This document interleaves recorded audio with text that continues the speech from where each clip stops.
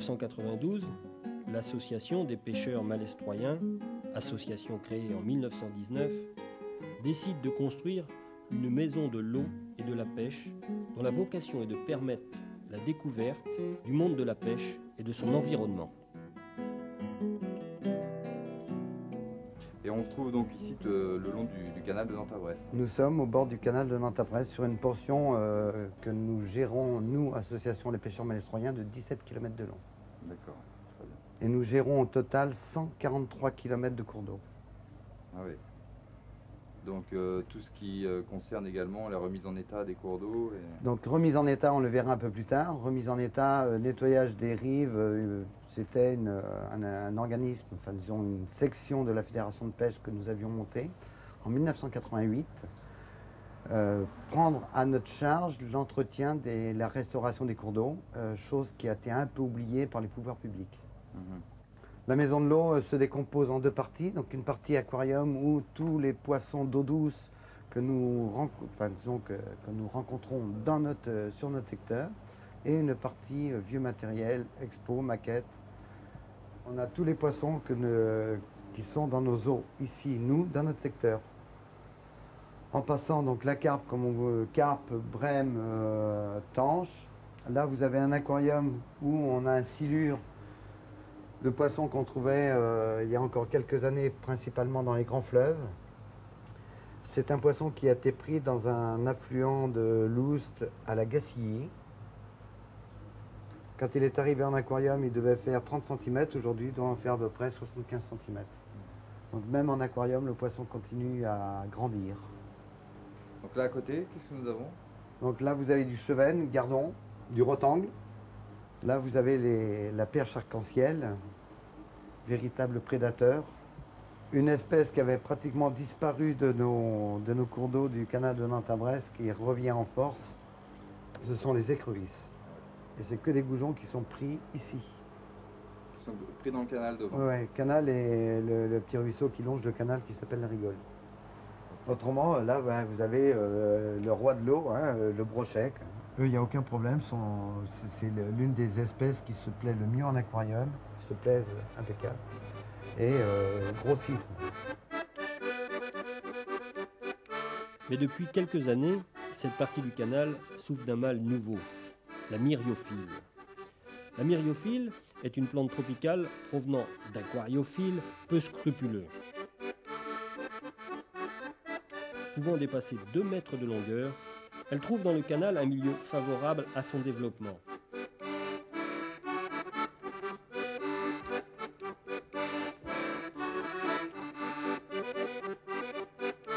Incroyable cette prolifération d'herbes là. Hein.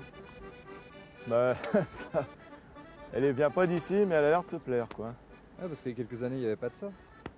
Non, c'est arrivé il y a environ 4 ans, 4-5 ans. C'est arrivé, on ne sait trop comment. Bon, on se doute un peu que c'est sûrement une plante. C'est une plante d'aquarium, donc quelqu'un a dû, accidentellement sûrement en rejeter quelques morceaux dedans. Ah d'accord. Mais bon, elle a trouvé un milieu et un substrat qui lui convient, donc bon, elle en a profité, quoi. Et elle est vraiment opportuniste parce que là, c'est vraiment une prolifération incroyable.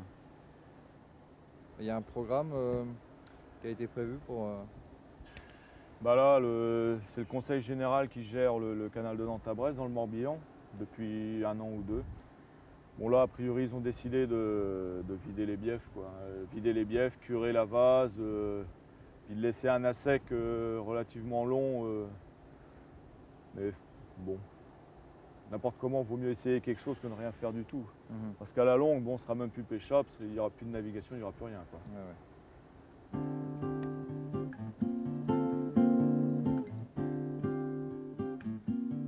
Rivière à saumon par excellence, le Blavet, petite rivière tumultueuse du centre Bretagne, fut elle aussi canalisée en plusieurs endroits de son cours. Mais cette rivière fut définitivement domestiquée dans les années 1930 par la construction d'un barrage hydroélectrique, le barrage de Guerlédan.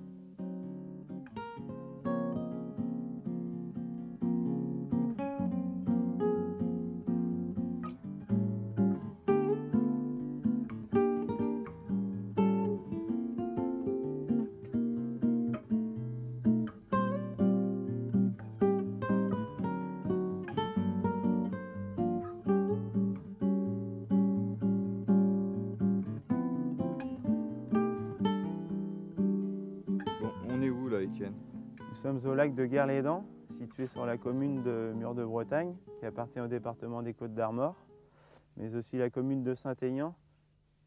Le lac de Guerlédan a une surface totale d'environ 400 hectares. Il prend sa source au lieu-dit Nicoulot, qui est une partie du canal de Nantes à Brest. Ce lac est un barrage hydroélectrique d'une concession de l'EDF, donc domaine privé, mais ouvert au public. Quoi vous dire encore quant à sa topographie? C'est un lac très profond, donc la vallée du Blavet est une vallée très encaissée. La profondeur moyenne est d'environ 20 mètres. On a différents types d'habitats, des pentes rocheuses comme vous pouvez voir ici, avec les falaises d'ardoise. Ensuite, nous avons des plages de sable et beaucoup de tombants rocheux et de falaises. Ensuite, la population piscicole dans ce lac, il y a beaucoup de carnassiers. C'est ce qui en fait sa fréquentation pour la pêche notamment. Beaucoup de perches, de cendres et de brochets. Tous ces poissons de toute taille, hein. Il y a quand même des gros spécimens. La semaine dernière, il y a eu un poisson d'1,20 m de prix, un gros brochet. Donc, et bien sûr, pour nourrir tous ces poissons carnassiers, il y a une bonne population de gardons, de brèmes, mais aussi de carpes. Il y a des pêcheurs qui viennent pratiquer la pêche de la carpe la nuit, notamment des étrangers pour beaucoup. Donc là c'est un lieu de passage incontournable pour le canal de Nantes à Brest. Là. Voilà, exactement. Alors, à l'aval, le lac se jette dans le Blavet. Le Blavet, dans une première partie non canalisée, laissée à l'état naturel, c'est-à-dire une rivière type des rivières de première catégorie, peu de fond, courant rapide, eau fraîche, eau vive. Et ensuite, Napoléon, à Pontivy, donc dans sa ville, Napoléonville, a donc canalisé le Blavet. Et au niveau de Pontivy, il y a la jonction avec le canal de Nantes à Brest, en fait, qui amène là à Loust. Et ensuite, Loust amène au canal, en passant bien sûr par la Vilaine. Et ensuite, on remonte tout le département de la Loire-Atlantique, sur le canal de Nantes à Brest. Alors, la partie Pontivy-Guerlédan est restée un peu plus à l'état sauvage que la partie Pontivy-Lorient, qui, elle, est un peu plus fréquentée et qui est aussi et surtout fréquentée par les bateaux. Donc, inévitablement, la configuration de la rivière est totalement différente. Entre Pontivy et Guerlédan, il y a des arbres, c'est sauvage, les endroits sont préservés. Entre Pontivy et Lorient, c'est différent. C'est vraiment un canal. Donc, beaucoup de poissons également dans le Blavet, avec une population un peu plus diversifiée.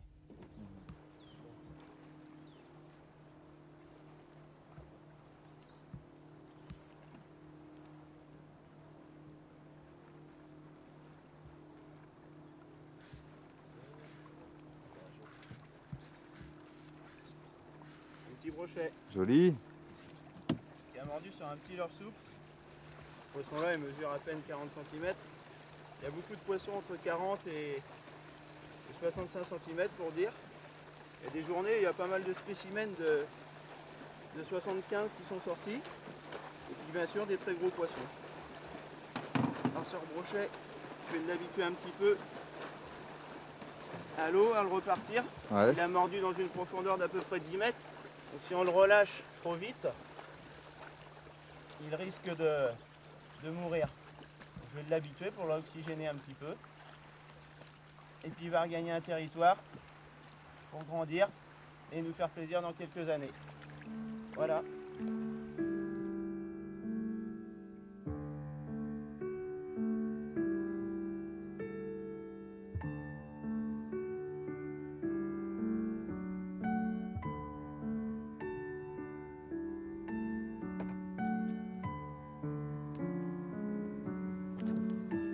La taille pour le brochet, c'est combien? 50 cm. Le cendre est de la taille est de 40 cm. La perche, il n'y a pas de taille limite. Et le black bass, c'est 23 cm. Bon, à savoir que pour les gens qui veulent garder du poisson, bons géniteurs sont ceux qui avoisinent les tailles entre 40 et 60 cm en général. Pour le brochet, hein. Même jusqu'à 70 cm, ce sont des bonnes femelles reproductrices. Combien elle fait celle-là? 22-23 cm. Donc là, elle a pris une écrevisse. On est entre deux os assez rapidement.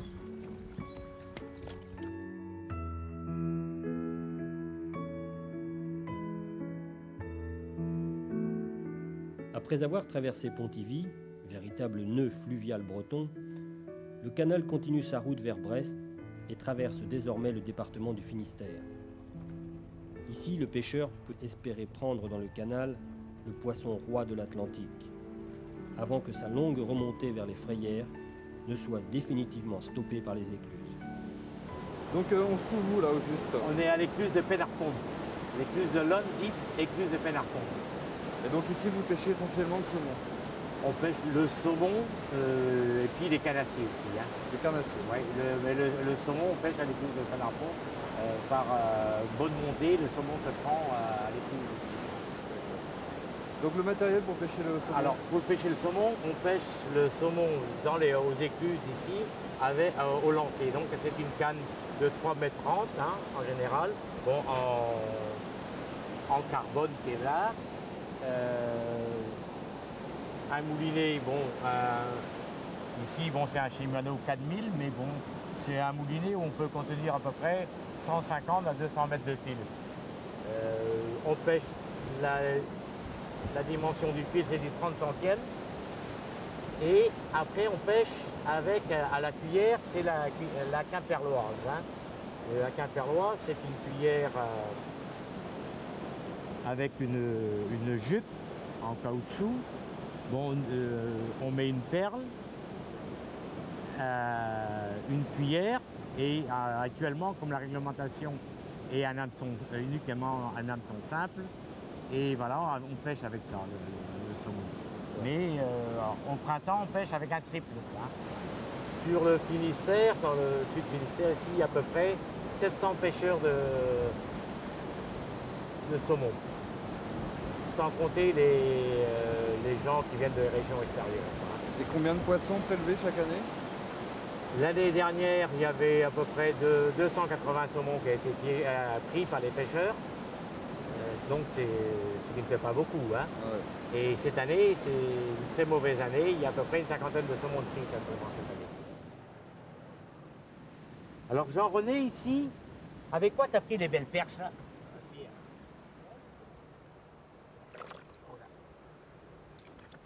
Elle est vivante cette fille, il faut que je fasse attention de ne pas me piquer avec. Ouais. Voilà.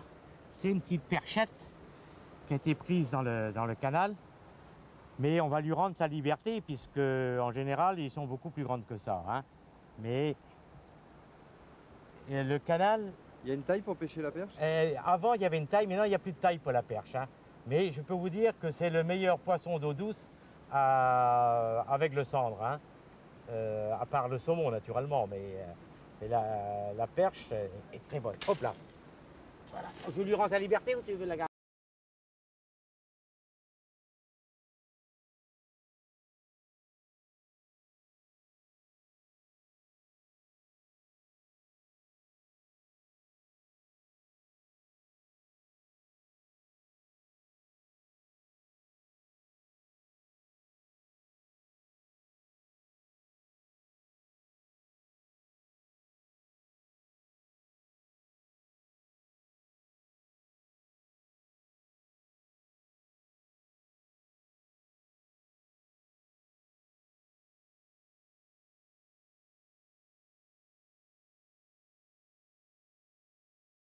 La libre circulation des poissons, hein, qu'ils soient migrateurs ou non, qu'ils soient gardons ou qu'ils soient saumons.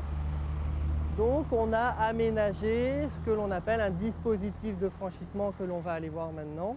Donc une passe à poissons qui va permettre aux poissons de remonter de la partie aval vers la partie amont le plus facilement possible.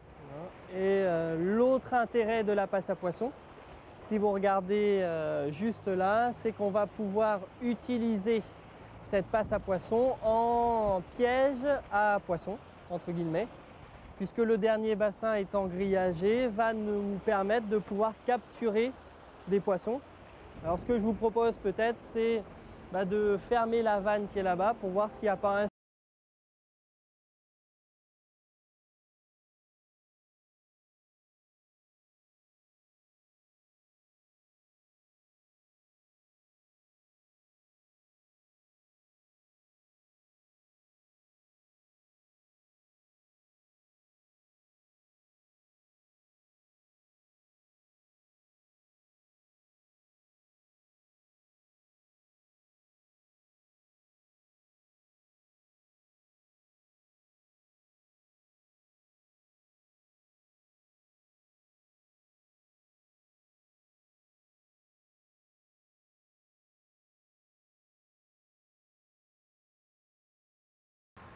Actuellement, le canal est débarré et il fonctionne au gré des marées. Et normalement, le poisson doit bouger beaucoup plus puisque il y a un peu plus de courant. Mais malheureusement, ces jours-ci, ça ne mord pas tellement. On attend un petit coup d'eau pour exciter un peu le poisson. Mon plaisir, mon but, c'est de trouver un saumon à la mouche, quoi. Hein. Alors j'ai une soie intermédiaire. Ça y est, il a un poisson. Un petit brochet à la cuillère. Bravo Guy. Ah, c'est un brocheton. Tu veux que je te le décroche? Si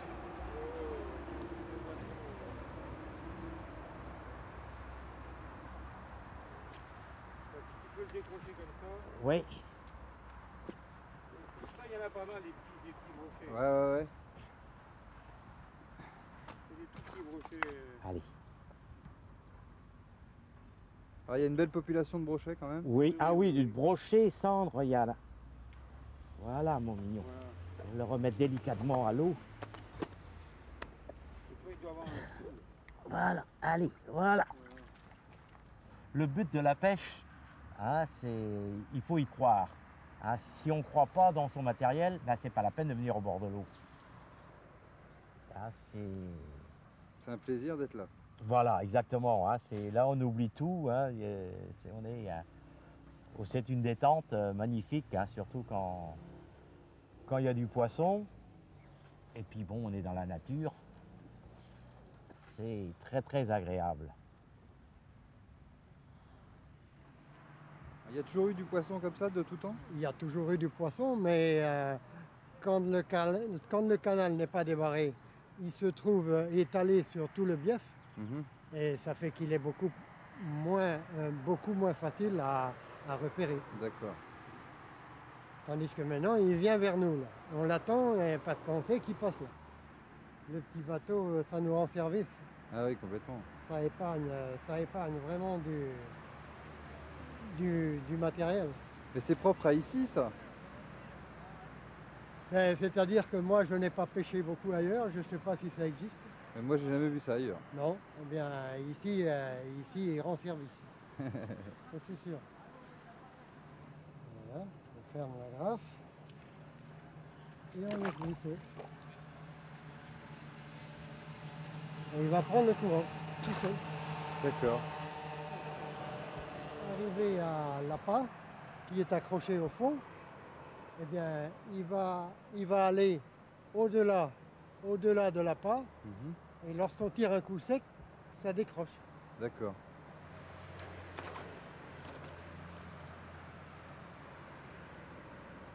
Et voilà. Et voilà, il a décroché. D'accord.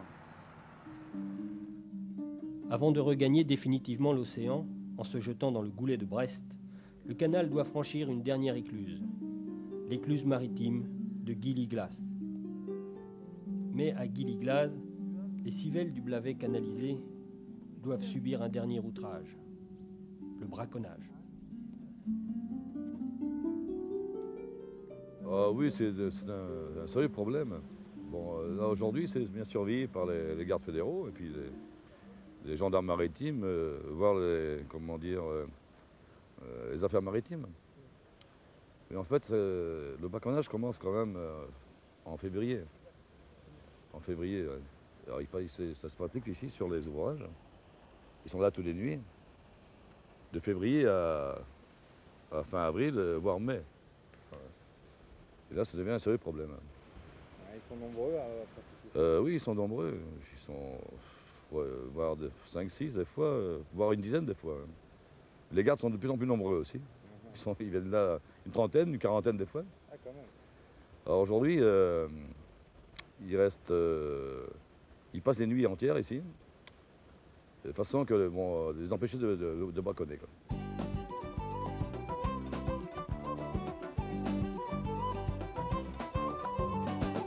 Après avoir franchi 236 écluses et parcouru 360 km au travers de la campagne bretonne, le canal rejoint enfin l'océan. Lors de son creusement, 2 300 000 mètres cubes de terre furent déplacés, soit l'équivalent de la pyramide de Khéops.